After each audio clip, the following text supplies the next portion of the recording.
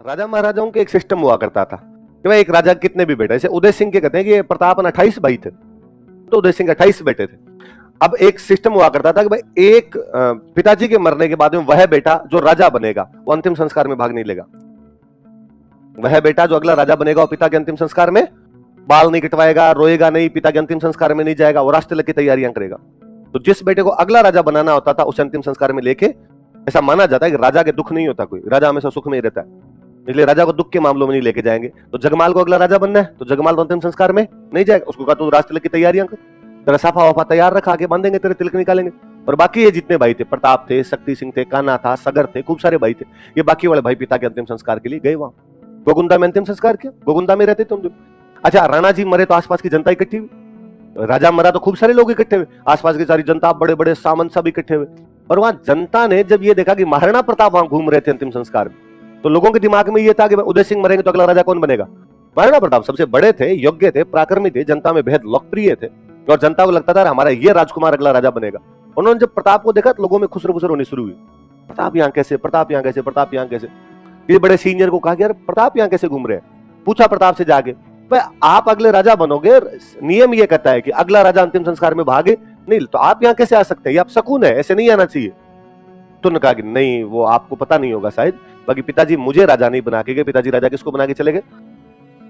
जब जगमाल राजा बनेगा तो जगमाल अंतिम संस्कार में नहीं आया, तो मुझे तो आना ही पड़ेगा बाद में, आया अंतिम संस्कार में। अभी लोगों में वापस बात चलेगी, प्रताप को नहीं बना रहे, जगमाल को बना रहे, जगमाल को बना रहे, और लोगों ने वहां विद्रोह किया। लोगों ने कहा नहीं, हमारा राजा कैसा हो, महाराणा प्रताप। कृष्णदास चुंडावत सलुम्बर का सामंत था, उसका नाम क्या था? और चुंडा ने जब राजगद्दी त्यागी थी तब यह कहा गया था कि मेवाड़ के राजा का राज तिलक कौन करेगा? सलुम्बर का सामंत। कौन करेगा? सलुम्बर का सामंत करेगा। और सलुम्बर के सामंत है कृष्णदास चुंडावत। क्या नाम था? चुंडा के वंशज हुए तो नाम क्या हो गया? चुंडावत। कृष्णदास नाम था। लोगों ने कृष्णदास जी को कहा कि कृष्णदास जी, मेवाड़ में राजा कौन बनेगा और कौन नहीं बनेगा यह तय सलुम्बर का सामंत करता है, नहीं कि मेवाड़ के राणा। उदय सिंह कौन होते हैं बताने वाले कि मेरे मरने के बाद जगमाल को राजा बनाना है या प्रताप को राजा बनाना है? ये जनता तय करेगी, ये सलुम्बर का सामंत तय करेगा कि हमारा अगला राजा कौन होना चाहिए। और इस समय जब देश संकटों से घिरा हुआ है, इस समय जब मेवाड़ पर अकबर जैसे प्रबल शत्रु के आक्रमण की संभावनाएं बनी हुई है, इस समय जब हम चारों तरफ से गिर चुके हैं और चित्तौड़ का किला खो चुके हैं, हम जगमाल जैसे राजा के अधीन नहीं रहना चाहते। हमारा राजा कैसा होना चाहिए? प्रताप राजस्थान के वह राजा है जिसको बपोती में राज नहीं मिला था, जनता चुन के लाई थी। कि उस समय वोटिंग भी हुई होती तो कौन राजा बनता उस टाइम में?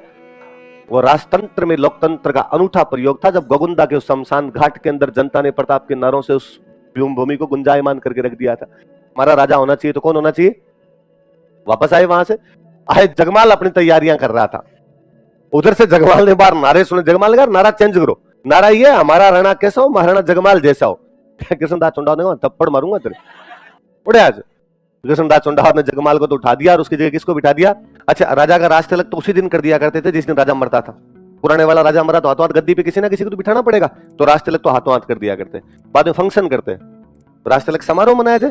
तो राज तिलक समारोह तब मनाते जब मुहूर्त देखते, आसपास का कोई अच्छा दिन पड़ रहा, मुहूर्त तो समझते हो, तो मुहूर्त पंडित जी से पूछो, पंडित जी मुहूर्त देखो, मुहूर्त देख के बताओ। पंडित जी ने मुहूर्त देख के बताया भाई इस दिन आप फंक्शन कर सकते हो। तो बाद में प्रताप का राज तिलक समारोह जो किया गया था वो किया गया कुंभलगढ़। कहां पे किया गया? राजा राजधानी में बने। राजधानी कौन सी आपकी? चित्तौड़। चित्तौड़ पे तो कब्जा किसने कर रखा है? अकबर। तो वो नहीं तो फिर दूसरी संकटकालीन राजधानी कौन सी? कुंभलगढ़। इसलिए प्रताप का राज तिलक समारोह कहां पर मनाया गया था? तो पहले राजा तो कहां पर घोषित कर दिया था उसे? गोगुंदा। लेकिन फंक्शन कहां पर किया गया? फंक्शन का मतलब है बड़ा आयोजन करवाते थे, कार्यक्रम करवाते, खाना पीना करते जनता के लिए, उसमें यज्ञ किया जाता, यज्ञ के लिए पंडित जी बुलाए जाते बड़े बड़े, आसपास के राजाओं को इकट्ठा करते। अब इस बात को यूं समझिए शपथ ग्रहण समारोह था। आज भी कोई सीएम शपथ ग्रहण समारोह लेता है कि भाई आज चुनाव है, आज चुनाव है, शाम को पता चल गया कि साहब फलान जी की इतनी 102 सीट आ गई तो फलान जी मुख्यमंत्री बनेंगे, तो पता चल गया, ये तो क्लियर हो जाता है। लेकिन फलान जी का एक शपथ ग्रहण समारोह होता है जिसके अंदर अब बाकायदा अपने अशोक जी का जब शपथ ग्रहण समारोह तो पंजाब के सीएम को भी बुला लेते हैं, यूपी के सीएम को भी बुला लेते हैं, गुजरात वाले को बुलाते हैं। मोदी जी का शपथ ग्रहण समारोह है तो भी हम पढ़ते हैं कि साहब श्रीलंका का राष्ट्रपति आ गया, नेपाल का। इस बार तो नहीं बुलाया, 2014 में तो उन्होंने बुलाए थे। आसपास के सार्क देशों के जितने भी राष्ट्रपति और प्रधानमंत्री उन सबको बुलाया था। और अब भी अपने पढ़ते हैं कि साहब जापान में शिंजो आबे प्रधानमंत्री बने और मोदी जी ने अपना शुभकामना संदेश उनके लिए भेजा। ऐसे पढ़ते हैं अपने। तो वैसे वैसे आसपास के राजाओं को इकट्ठा किया करते थे। इन दिनों मारवाड़ में एक राजा थे चंद्रसेन। मारवाड़ में राजा कौन थे? अकबर के खिलाफ लड़ाई के अंदर लगे हुए थे। चंद्रसेन अकबर से लड़ ही रहा था उस दिन। पक्का प्रताप ने पूछा होगा चंद्रसेन से वहां आया तो भाई क्या चल रहा है आपका, उधर क्या पोजीशन है? तो चंद्रसेन ने कहा अकबर से लड़ाइयां चल रही है, क्या रिजल्ट है? तो उसने कहा कभी लठ पड़ जाते हैं और कभी मार लेते हैं। तो मुझे क्या करना चाहिए? सेम तू कर ले। तू कभी लठ मार एंड कभी पार नहीं पड़े तो अपने पड़ जाए, और तो क्या हो सकती है इसके अंदर? बाकी लड़ाई हो सकती है, लड़ाई में दोनों नतीजे निकल सकते हैं। तो चंद्रसेन जो प्रताप से भी पहले अकबर से लड़ चुका था, वो प्रताप के राजतिलक समारोह में आया था। प्रताप का राजतिलक समारोह कहां था? अच्छा, कौन से भाई को हटा के प्रताप राजा बने? जगमाल अकबर के पास चला जाता। जगमाल कहां चला जाता है? जगमाल आया मानसिंह के पास। मानसिंह था आमेरवाड़ा, क्या मानसिंह के पास आता है। मानसिंह और जगमाल रिश्तेदारी में थे। मानसिंह की मम्मी और जगमाल की मम्मी आपस में बहनें थी, कुछ वैसा था, मासी के बेटे बहन थे ये।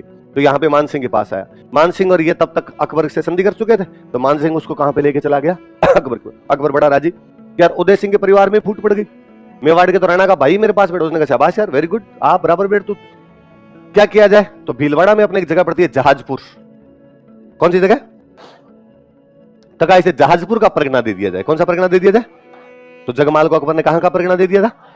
जगमाल का ससुराल था सिरोही। जगमाल का ससुराल कहां था?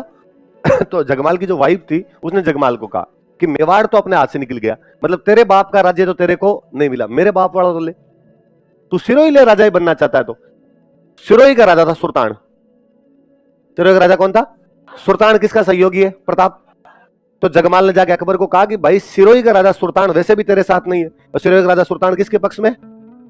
प्रताप के पक्ष में, इसलिए तो सिरोही मुझे दे दे, मैं तेरे पक्ष के अंदर हूं। तो अकबर ने कहा ठीक है, बात करते हैं। बीकानेर में एक राजा थे राय सिंह। बीकानेर राजा कौन थे? अकबर ने राय सिंह को कहा कि तू सिरोही वालों से बात कर। बीकानेर वाला राय सिंह सिरोही वाले सुल्तान से बात करता है। सिरोही वाले सुल्तान को कहता है अकबर की आंख टेढ़ी है तेरे पे, और अकबर तेरे पे अटैक करेगा, और तेरे पे अटैक करके तेरे से सिरोही छीनेगा। तो उसने कहा तो मुझे क्या करना चाहिए? तो उसने कहा तो एक काम कर, तू आधी सिरोही सरेंडर कर दे, मैं तेरे से वो पूरी सिरोही लेगा, इससे अच्छा तू मुझे क्या दे दे? आधी सिरोही। आधी सिरोही मुझे दे दे, मैं अकबर से बात कर लूंगा, आधी तू रख ले, तो तू आधे का तो कम से कम राजा रहेगा। सुल्तान ने कहा ठीक है। तो सिरोही के दो टुकड़े किए गए। आधी सिरोही तो किसको दे दी गई? सुल्तान को, और आधी सिरोही किसको दे दी गई? अकबर। अकबर ने आधी सिरोही लेके दे दी जगमाल को। अब सिरोही में दो राजा, आधी सिरोही का राजा कौन है? जगमाल, और आधी सिरोही का राजा कौन है? सुल्तान। जगमाल की वाइफ ने जगमाल को कहा आधी क्यों? पूरी।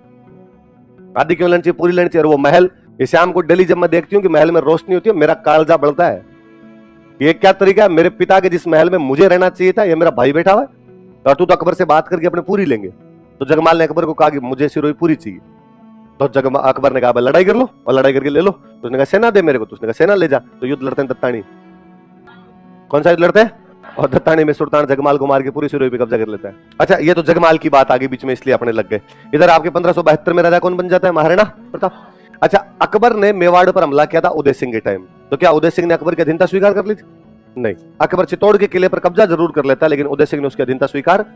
लेकिन चित्तौड़ के किले के कब्जे के 4 साल के अंदर अंदर उदय सिंह की भी क्या हो गई? डेथ हो गई। उदय सिंह भी वापस चित्तौड़ का किला जीत नहीं पाया, लेकिन उसने अकबर से किसी भी प्रकार की संधि अधीनता स्वीकार भी